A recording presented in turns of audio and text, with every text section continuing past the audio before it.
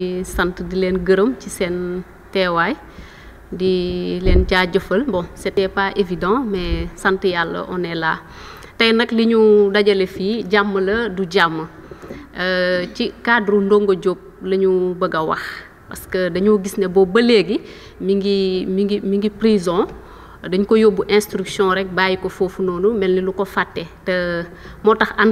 ñun en tant que jeune Diourbellois ñu jóg tey ne dinañ kaas loolu noonu parce que c'est une forme d'injustice qui est là ñu gis ne injustice bi am ci réew mi dafa jéggi dayoo parce que je pense que Ndongo Diop li ñu koy toppee certes bu fekkente ne sax moom moo ko def mais je pense que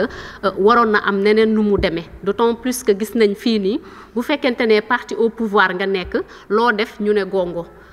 mais bu fekkente ne ci opposition bi nga nekk mais tu as tout un problème il suffit que nga wax wala nga am noo defee ñu jàpp tëj la tey du Ndongo Diop rek moom moo nekk en kii nii moom moo nekk prison da ngay gis nañ ñoo xamante ne waxuñu defuñu pourtant ñi ngi prison foofu ñu téye leen pourquoi parce que dañoo nekk ci opposition bi parce que faruñu ci parti au pouvoir moo tax ñu jël leen tëj leen ci kaso bi te loolu c'est une forme d'injustice et je pense que réew mii nii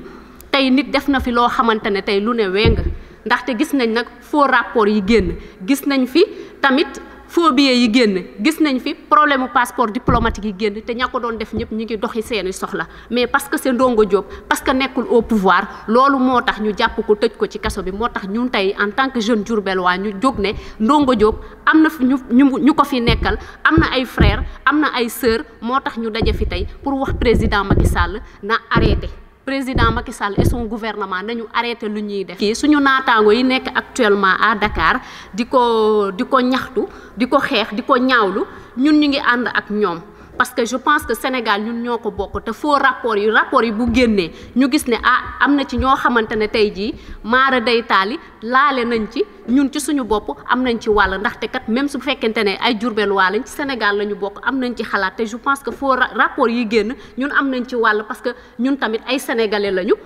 ci réew mi la ñu bokk ci Sénégal la ñu bokk donc ñun def ñu lu dul di ko ñaawlu di ñaawlu régime bi fi nekk parce que tamit c'est un régime boo xamante ne régime dictatorial la te duñu ko nangu tey duñ ko nangu ëllëg président Macky Sall na arrêté moom ak gouvernement bi voilà maa ngi bàyyi suñu camarades yi bu fekkente ne am nañ luñ ci dolli ñu dolli ko ci. man maa ngi tudd Babacar Tine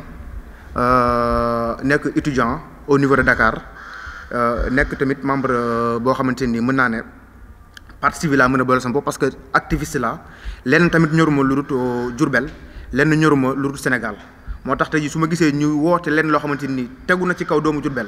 wala tegu na ci kaw doomu sénégalais mu nekk injustice ak mu nekk ci leneen fu ñu mënti woo rek dama wuyu si. di wax ne li ñu fi boole tey du lenn lu dul suñu frère suñu camarade Ndongo Diop mu doon nit koo xamante ne nii mën naa ne fi mu nekk tey jii nii gëm-gëmam bëgg-bëggam ak bëgg réewam bëgg doomi réewam mën naa ne moo ko fa bàyyi ba tax na ñun comme vendredi 16 décembre bi passé ñu ngi woon Dakar man ak sama camarade Abdou Mbaye miy toog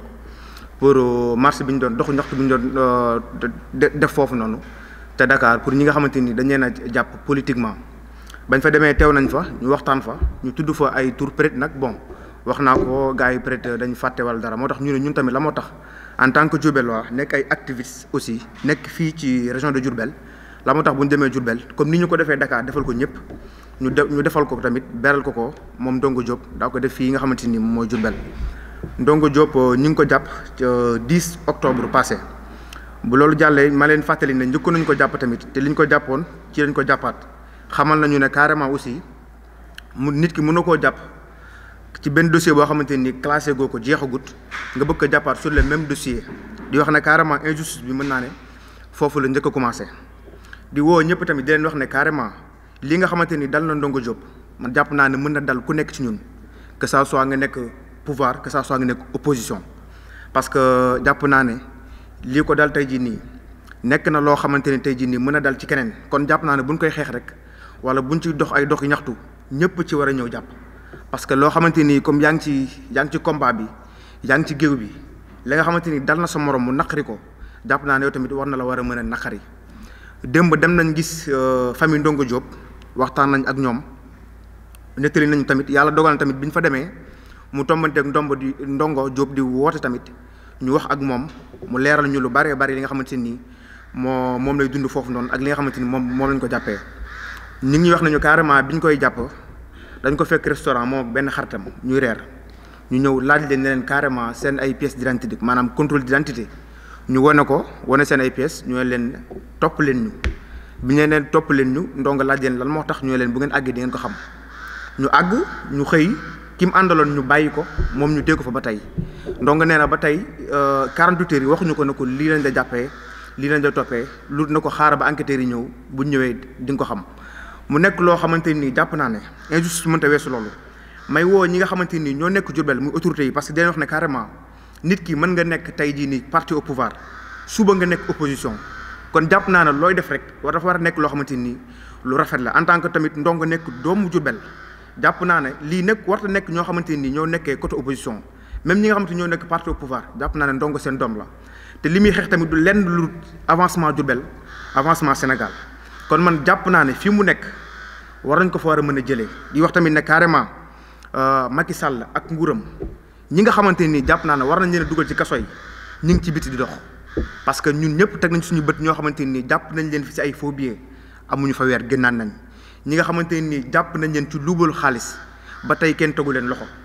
muy li nga xamante ni ñëpp a koy ñaawlu di wax ne carrément injustice bi dafa bari ci Sénégal ñun nag wax dëgg fa en tant que doomu Diourbel ak li ñu teg ci doomu Diourbel loolu moo ñu métti tey ba tax ñu génn ne il faut que ñu dénoncer ko il faut que ñu wax ko ba ñëpp yëg ko bu ko defee tey jii nii fi nga xamante ni fa la ñu war a jaar muy li njëkk. muy conférence de presse bi ñu def tey jii nii buñ ca jugee bu fekkee li nga xamante ni moom dañuy wax amuñu ci gain de cause maanaam liñ ci bëgg amuñu ko ci ñoo ngi woo ñëpp dañ wax ne prochainement aussi danañ fa organiser benn marche boo xamante ni pour doxu ñaxtu lay doon pour ñu bàyyi ki nga xamante ni mooy Ndongo Diop pour ñu bàyyi ki nga xamante ni mooy doomu Diourbel. asalaamaaleykum ñu ngi leen di nuyu yéen ñëpp si nekk si turam ak santam man nag maa ngi tudd Ousmane Diouf maa ngi nekk membre Pastef Diourbel. donc dama ñëw répondre ci invitation suñu frère activistes yi nga xamante ne que ñoom Diourbel rek moo leen ñor ci liy doxal Diourbel ci loolu la ñuy dox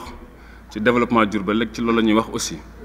donc tey nag li ñu fi teewal ñëpp xam nañ ko li ñu fi tax ñu teew fi ñun ñëpp xam nañ ko mooy suñu frère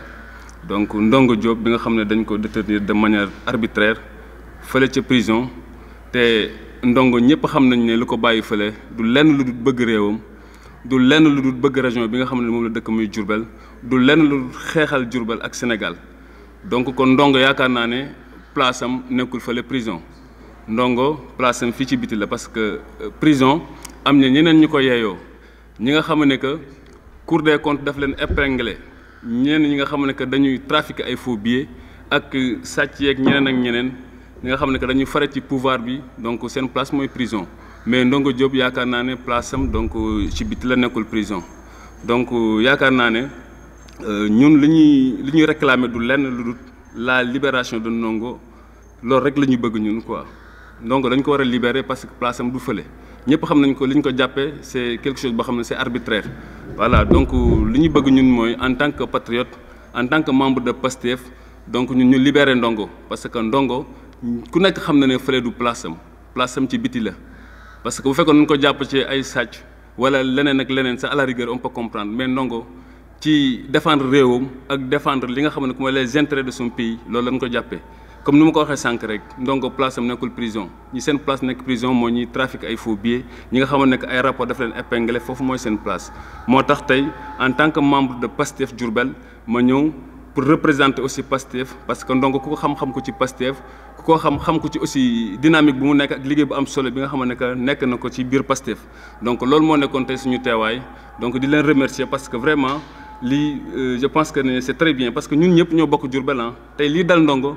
ku nekk ci ñun mën na la dal donc yaakaar naa ne képp ku buñ doon booloo ñun ñëpp di xàccandoo di dóorandoo yaakaar naa ne yëf yi dina gën a mën a jàppandi ni mu dalee tey Ndongo nii suba mën na dal keneen donc kon yaakaar naa ne dañu war a def bloc autour de l'essentiel mooy lan la libération de Ndongo Diop et sans condition donc loolu moo ne woon suñu teewaay tey maa ngi leen di remercier yéen ñëpp la presse aussi ñu ngi leen remercier bu baax di remercier aussi suñu frères yi nga xamoon ne que vraiment ñoom ñoo ko initié je vous remercie jërëjëf.